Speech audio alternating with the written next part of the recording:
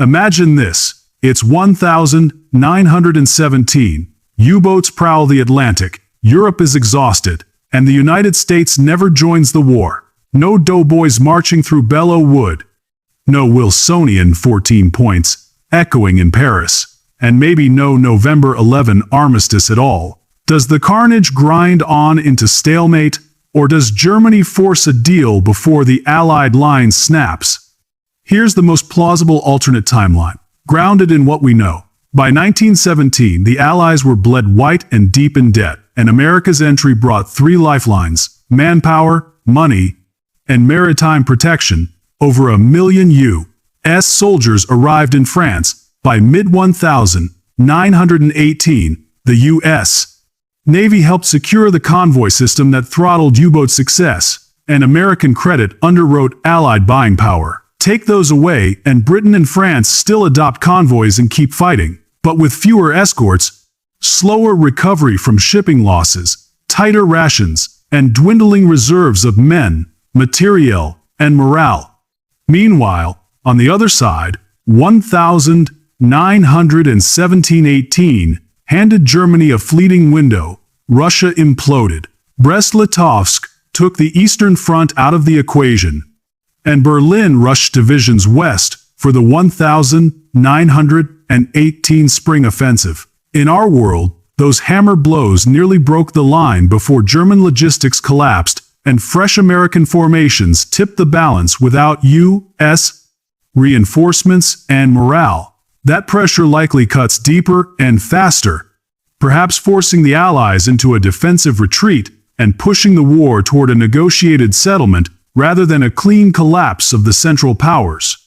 But even here, a total German victory remains unlikely. The British naval blockade starves Germany of food and fuel, domestic unrest swells, and every mile gained burns irreplaceable stormtroopers and shells.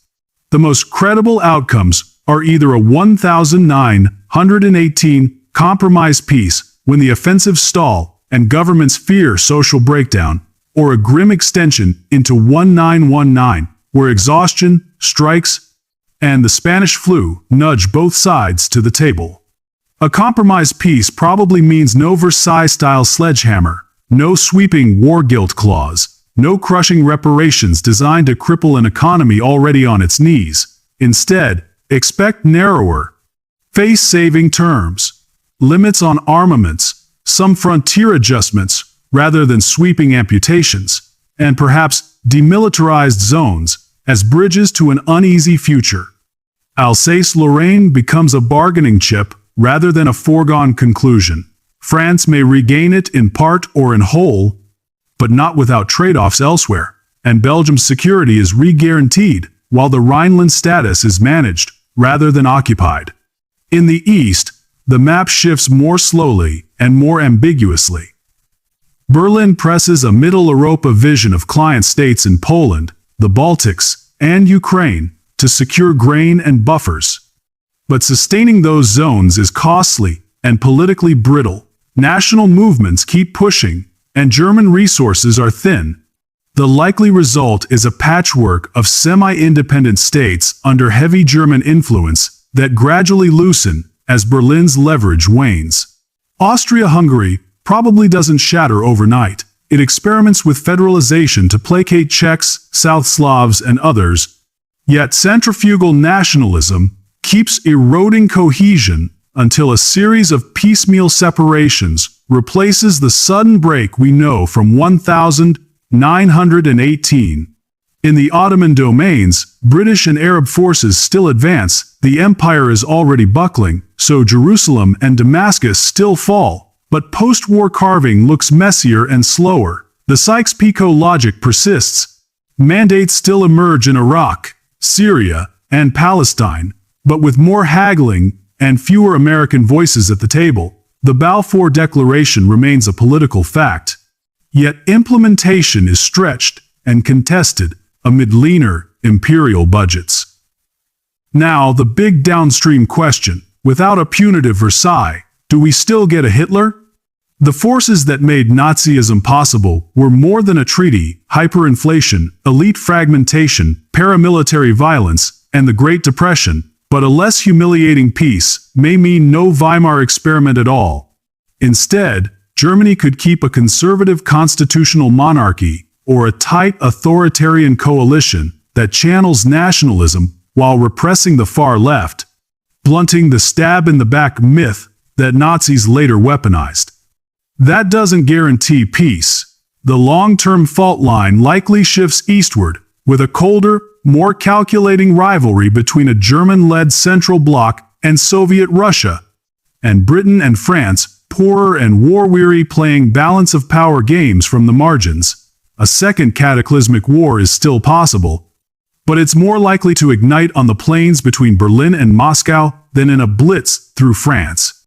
In the Pacific, the absence of a U.S. war role changes the tempo of naval politics. Japan, already a British ally in 1914, still seizes German bases in the Pacific and presses claims in China.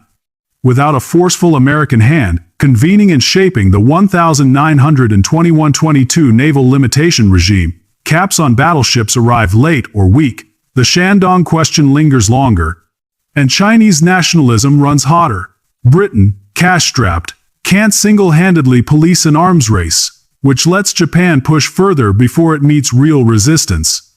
Back home, a non-belligerent United States stays more isolationist for longer. There's no mass draft, fewer wartime civil liberty crackdowns, and a milder first Red Scare. Though labor unrest and fear of Bolshevism don't vanish, women's suffrage and prohibition were already powerful movements and likely still arrive.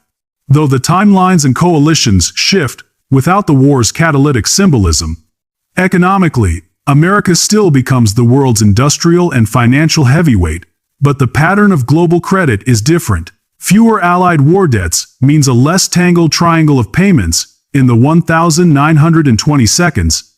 And when the Great Depression hits, the shock still goes global, but the channels of contagion and the political fallout in Europe are altered, with some states less debt-burdened, yet still vulnerable to collapse. Internationally, Wilson's League of Nations either never takes off or is born even weaker because Washington lacks the leverage and perhaps the appetite to sell collective security.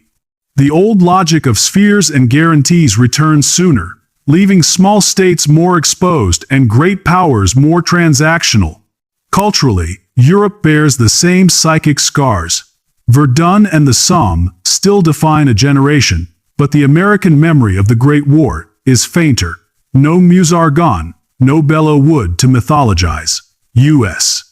foreign policy keeps a smaller profile until a later crisis forces a reckoning.